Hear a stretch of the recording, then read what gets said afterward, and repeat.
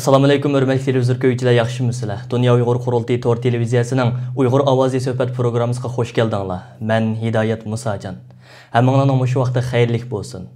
Aziz qarindoshlar, bugungi söhbətimizə Dünya Uyğur Qurultayının Ali məsləhətçisi, Amerika Alam Qatnaş Mərkəzinin ali dərəcəlik injeneri, əlgi tonulğan alimimiz doktor Erkin Sidiq əpəndimni təklif qıldıq.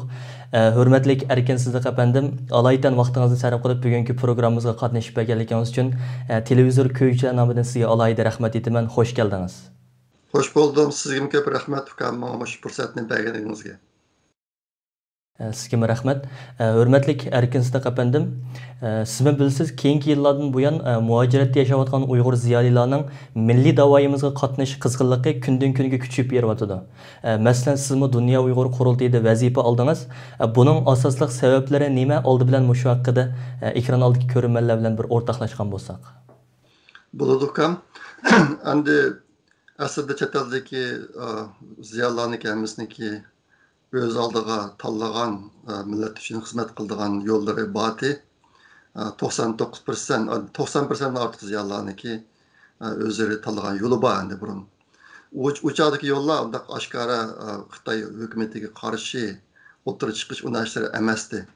Endi bunun da iki sebep var. Birisi vatandaş urtuqalları. Xitay hükümeti ve çetelli payet qatqanlarını ki ailesikilerinin ait qattiq cazalap başta qalık üçün bir qism ziyallar ehtiyat qilib başqaçaroq imkon bor o'tirib chiqmay chiqishni qilgan. Yana birisi çetellik uygulanışida vatandaş iqtisodiy manfaati bor kishilarni xil ko'p endi ashtaraq mang'an. Endi keyingi vaqtlar kelgan chog'da Xitoy butun o'ziniki siyosatini o'zgartib, çeteldeki Uyg'urlarniki qanday yo'l tutib yashashidan qat'iy nazar butun Uyg'urni Xitoy Kompartiya hokimiyatiniki dushmani deb Uyg'urlarni yo'qotadigan bir siyosatni yo'lga qo'ydi. Buni chet eldagi Uyg'urlar bag'asiri obdan tushunib yetdi. Tushunib yetgan sari ular endi men saqlasammi, meniki bu hozirda yashash yo'lini tanlashimniki vatandagi tuqqanlarimga hech qanday foydasi yo'q ekan. Bunda turaversam millatni olib qoldi ekanman, shu qo'limni kelishini qilay deb chet eldagi Uyg'urlar ziyolanishida oshkor o'tirib chiqib ish qilganlar borgan so'z ko'payib menyotdi. Men endi millet için bir iş qilishni boshlag'ili bek uzun bo'lib ketdi. Vatandagi vaqtini tilg'anmay chet elga chiqqandan keyinlar tilg'asammi 90-yillarniki 5-dan boshlablarkin vatandagi yosh o'quvchilarga qanday qilganda chet elga chiqib o'qig'ili bo'ladi. Chet elga chiqib o'qish uchun qanday sharoitlarni hozirlash kerak. Ondan keyin chet eldagi oliy maktablarga iltimos qilish uchun qanday rasmiyatlar bor degandek masalalarda vatandaşlarga maslahatchi bo'lib qilishni boshlagandim. O chog'larda internet yo'qdi. Boshqa bo'g'ashqa pochta orqali, xat orqali qilib kelgan bu ishni. Ayni vaqtda 90-yilniki 5-da shu xat orqali aloqalashgan men bilan bir qism kishilar hozir chet elda masalanga Amerikadagi Turdi Xo'ja deymiz, anikin Olim Saytov, shu yoshlar ayni vaqtda men bilan xat orqali aloqalashgan, qo'l yozgan xat bilanda. Keyin ben bu işlerini biraz muntazam qilay deb Amerikada Sharq Tangritog o'quvchilar uyushmasi deb uyushma qurdik. 93-yili 5-oyda men rais bo'ldim, Rushan Abbas muavin rais bo'ldi. Bu ishni bu tashkiotni qurib, bizim shu joyda qilgan ishimiz shu vatandagi yoshlarga yo'l ko'rsatgan jihatlarda ish qilish bo'ldi endi. Ikki jihatdan birisi shu bo'ldi, yana bir chet elda Amerikadagi Uyg'urlar o'zaro munosabatni kuchaytirib üteyli de bu işini başladık. Şu çağda biz vatandan Amerika'ya o'qishga iltimos qilgan bolalarniki shu bir ingliz imtihoni var, TOEFL deydigan. Shu imtihonga iltimos qilgan pulni ko'taradigan ishni qildik. Ondan keyin maktabga iltimos qilish haqqini biz chiqaradigan ishlar qildik. Ashta qilmoqdik endi. O ishlarni qildik keyin o 98-yili Amerikada Amerika Birleşmesi kuruldu. Kuruldu, ben o çağda şu birleşmeniki baş sekreteri bu kirdim. Kirgendikin Xitaylar benim o kartizmdeki kriz etti. Kriz etip şunun vatandaki qo'shlar bilan bevosita aloqalashadigan yo'limni to'sib etdi bular. Men bilan aloqalashgan o'quvchilarni jazolaydigan ish bo'lib ketdi. Shuning bilan men o'zimni sal tortdim o chog'da. Undan keyin bu shu bir mezgil o'tdi. Meniki vatandagi yoshlar bilan bo'lgan munosabatim uzilib qoldi. Meniki qarashimda Şərq Türkistan məsələsini həll qıldıgan yadroluq güclərin hamısı vətəndə. Əgər biz Xitaydan qutulub qət götürmüz deydigəmiz çoxum yaşadık, vətənlik yaşlarını ondan tərbiyələş kerak. Mən də aştaq bir əqidi bolğanlıq üçün izchil turda vətəndəki yaşlardan gözümü ayırmadım. Aştaq qıldım mən də Uyğur Amerika Birləşməsi qurulub 2 yıl 17 işlədim. Ondan keyin 2005 yılda kelgan çağda vətənlik torbətlərdə maqalalar qılışqa başladım. Ondan keyin 2006, 2007, 2009 3 qatım vətənə berib tuqa yoxlab yaşlarla görüşüb keldim. Onundaki asasen yazısal şoğlandım. Hani meniki şu abetim degenimde bu çağda tutka yolumdaki asaslı maksat vətəndeki yaşlarını terbiyeleş. Aşlarını uygutuş, aşlarına ilham veriş. Şu arkalık eğer bizdeki yaş bir alatlarımız güçlü kademlerden bu yetişse kelgüsü de milletinki qat kütürüşü töp koşuyor degen aştaq bir akidi bilen yaşadım ben de. Bu işini izchil davamlaştırıp 2017 yılı 1. ayı kelgan çağda vətəndəki mən şu üzərimdəki yazğan maqalalarını elan qıldıqan Uyğurca torbətlərindəki ən axırqı birisi Misranım qaldı. Onun aldıda izleniş, Misranım, başqa torbətlər var. Bunun aldıda yine ne deyimiz isim kemavatı da hazır. Şıqıbcıq torbətləri var. İtilib. Ben bir vaqtda üzərimdəki yazğan bir maqalasını vətəndəki qancha torbeti çıxarğandı da təşrif baxqan Google arqılıq təşrisəm 65 torbetidən çıxqandı. Məsələn, Uyğurlar ötəməz aqıllıq deyə bir maqala var. Şu təşrisəm məsələn çıxqandı endi. Bular hamısı taqılıb 2017 yılı 1. ayga kelgan çağda ən axırqı torbeti taqılıb ketdi. Misranım degan torbeti. Şunun bilan mən vətəndaşlar üçün maqala yazışını to'xtatib 2017 yılı 1 yıl siyasi maqalalarni yazdım. Bu çağda aslidagi maqsadim bu siyasi maqalalarni keyinchi bir kitap qilib vatanga kirgizishdi. Şu vaqtdagi 2017 yildagi xalqaro vaziyat qandaq, Xitoy qaysi tarafga ketyotidi, Uyg'urlarga nima yo'lni tutyotidi, shu bir yo'l bir balvog'i masalanga osh masala to'g'ri izlanib maqolalar yazdım. Boshqa bir ismda Al Suyari degan muhtar bir ismda yazdım bunu. Yazib 1 yil maqolalarni yazdım. Yazib qolgandan keyin bu ishlarni vatan ahvollari bag'asini chalishib Xitoy 1 milyon tek Uyg'urni lagerga tiqib etdi 2017 yılı. Aştaq bo'lgandan keyin hozir endi rasmiy bütün qo'limizdan keladigan ishni qilib millatni qutqazmasak bo'lmaydi ekan deb shuning bilan oshkora bir narsalarni yozishga boshladim. Chet elda Xitoyga qarshi ondan keyin 2019 yil 2018 yılı Dünya Uyghur Qurultayıdan təklif qildim. Mesaj bu bəsіңizdə. Şundan buldu da onu qıldım. Ondan keyin 2019 yılı ötken yıl 6. ayda chet eldagi bir top ziyoli do'stlarim bilan birlashib Uyghur Project Fond degan fond jamiyatini qurdim. Bu yerga asos sabab nima desa, vatandagi xalq hamma narsadan olib qoldi. Mayli til, urf, odat, madaniyat, din, hamma narsani olib qoldi. Vatandagilarniki Uyg'urlikni saqlab qolishiga ko'zim yetmadi meniki. Shunga chet eldagilar bir ish qilmasak bo'lmaydi deb bu ishni boshladim. Shunaqa qilib hozir bu Uyghur Project Fondi ostida bir qism ishlarni qilyapmiz. Ularning chet ellik qarindoshlardan kim xabari bor. Eng ko'z ko'ringan bir narsa Uyg'urlar degan to'g'ri jurnali. Biz amaliyotda bizning undan boshqa qilayotgan ishlarimiz bor. Hozir 5 ta kitob ishlayapmiz biz.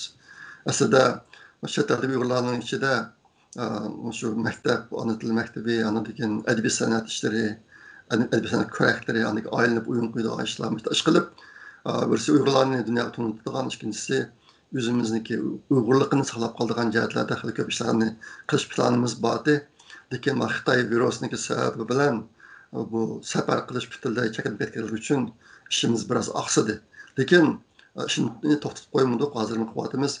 Endi bundan kurvaqlı bo'ladi ki ben millet için iş qilishni to'xtatmadim. Faqatlam vaziyatniki ehtiyojı yoki imkoniyatga qarab turib o'zgartdim shaklini. Burun vatandagilarni ko'zda tutgan, keyin bu vatandagilar xizmat qilishi mumkin bo'lganligi uchun chet elga keldim. Ondan keyin hozirgi vaziyatda Xitoy uchiq oshkora Uyg'urlarni yo'qitaman deb o'tirib chiqdi. Shunga chet elga Uyg'urlarmi mana shu biz bu uchiq oshkora Uyg'urlarni qo'g'daymiz deb o'tirib chiqdik. Ahvolimiz qanday? Rahmat, hörmətli Erkin Sıdıq əpəndim. Yuqorida yıllardan bu yan özünüzdən qılıb kelgan bəzi xizmətlərinizdən az bir qismini ekran aldagi ko'rinmalar bilan o'rtoqlashib o'tgan bo'ldingiz. Hem siz o'tgan yildan buyon ijtimoiy taratqularda vatan haqida uchurlar, navbatdagi vaziyat haqida degan mavzularda maxsus sahifa ochib xalqimizni nihoyat qimmatli uchurlar bilan ta'minlab kelyapsiz. Yani bularni boshlashingizga sababchi bo'lgan asosli omil nima? Bununki asas sabab ise amil meni endi vatandagilar yoshlar bek tunuydi, Uyg'urlar bek ko'p biladi. İşte bu boshqa 2018 yildan boshlab vatandagi va Xitoy o'lkalarida ishlayotgan yoshlardan meni izlab yurib tepib, meniki aloqa uchurimni menga uchur yetkazilgan ahvollar bo'ldi. Bundan boshqa chet eldagi qarindoshlar biladi. Men Uyg'urlar to'plashib yashayotgan davlatlarniki hammasiga bordim. Kam degani bir qatim, ba'zilar 2 qatim, 3 qatim bordim. Aşağıdaki qarindoshlar hammasi ko'rishib, chiqib shu O'rta Osiyoga berib baxmadim hozir qadar. Lekin O'rta Osiyodan boshqa yerlardagi Uyg'urlar to'plashib yashayotgan yerga qarindoshlar bilan asosan bir qurib ko'rishib chiqdim. Shunga ularda menga ishindigan bir ahvollar, birisi meni biladi, ikkinchisi menga ishindi. Ashta boshqa shu vatan bilan aloqa qilib, odatda tepilmaydigan uchurlarga erishgan qarindoshlarning nurg'unlari menga uchurlarini o'rgatib turdi. Endi men uni xalqniki menga bergan omonati deb qaradim. Vatanni uchurlarimiz shu, chet elliklarniki uchurimiz shu. Shunga bu uchurdan xalq xabar topsin dedim. Bu yerda xalq deganimda chet eldagi Uyg'ur tashkilotlarimiz bor. Agar biz chet elda yashab turib vatan ahvolini to'liq tushunmasak, yapardigan ishlarimizda to'g'ri yo'nalishni belgilamaymiz. Ashta bu birisi, ikkinchisi dunyoni xabardor qilish. Sharq Turkistonda nima ish bo'lyotdi, Uyg'urlarga nima ish bo'lyotdi xabardor qilish. Buni o'zimniki majburiyati burchi deb qaradim. Shunga bu ishni boshladim. Chet eldagi qarindoshlar ichida yana bir qism qarindoshlar maxsus o'ziniki vatanchidagi bir qism kishilar bilan aloqa bog'lab, maqsadli holda bir qism uchurlarni elib ulardan menga o'rgatib beryotdi. Buni shu chet eldagi qarindoshlarga yetkazishga tirishyapman. Mana 2 hafta bo'ldi. Hozir kelgan uchurlar bek ozlab ketdi. Buniki bir sababi Xitoy Sharqiy Turkistondagi kontrollikni intayin kuchaytiryapti yaqinda. Azroqli gumon qilgan chet el bilan aloqasi bor degan kishilarning hammasini ya ogohlantirish berib yoki tutib, ashta qilib, ashta bir qism tadbirlarni qo'llandi bular. Shunga mana 2 hafta bo'ldi, hozir uchurlar ozlab qoldi. Bundan da Amerikadagi prezidentlik saylovning ishimi bor. Nurg'un kishilar hozir shu kuz saylovga tikillik biraz dakki-dukkida o'tyapti. Ashta bu boshqa uchur to'plash jihatlarida burungidek ishlarni qilmayotgan holatlar bor. Lekin Xudoyim bo'lsa bu ish qati to'xtamaydi. Buni o'z muddat almashtiramiz. Rahmat hurmatli Erkin Sidiq apandim. Siz ham Uyg'urlarning ichidagi bir oldidagi bir ziyolilarimiz bo'lib sifatingiz bilan hozirgi shu muhojiratdagi Uyg'ur ziyolilaridan nimalarni kutasiz? Shu haqida bir to'xtalib bergan bo'lsangiz. Endi chet eldagi Uyg'ur ziyolilar ichidagi uyg'unish, harakatga o'tish ahvoli kundan kunga yaxshilanib, hozirgi inta yuqori bir pallaga chiqdi. Endi o'xshamagan odamlar qiladigan ish o'xshamaydi. Hamma odam belgilik miqdordagi ishlarni qila oladi, lekin har bir odam ham ishni qila olmaydi. Shunga bu yerdagi muhim narsa har bir odam o'ziniki alohidaligiga asosan ish qilish endi. Men 90% ziyolilardan rozi chet eldagi. Bular mushtaq qilyotdi. Yine 10% dak ziyolilar bor. Bular izchil turda Uyg'urlardan o'zini olib qochib, faqat sorun madaniyatlari, sorun faoliyati bo'lsa o'zini Uyg'ur deb olib bordi. Qolgan vaqtida Uyg'urlardan jiroqtib yashab kelayotgan odamlar bor. Bu yolg'iz Uyg'urlar uchun xos ahvol emas. Hamma millatda bor. Bir top inson bor, ya'ni hammasida 3 xil odamlar bor bo'ladi. Yaxshi odamlar, o'tirg'al odamlar, nachar odamlar, yomon odamlar. Shunga Uyg'urlarda hozir mening farzimcha 10% dak kishilar o'zini Uyg'urlardan jiroq saqlab, mesela nazir to'y bo'lib qolsa boradi, qolgan vaqtida o'zini Uyg'ur deb hisoblamay, idorasiga Uyg'urmi demay masalanga yashab yotgan Uyg'urlar bor. Bulardan og'rinib ketishga bo'lmaydi.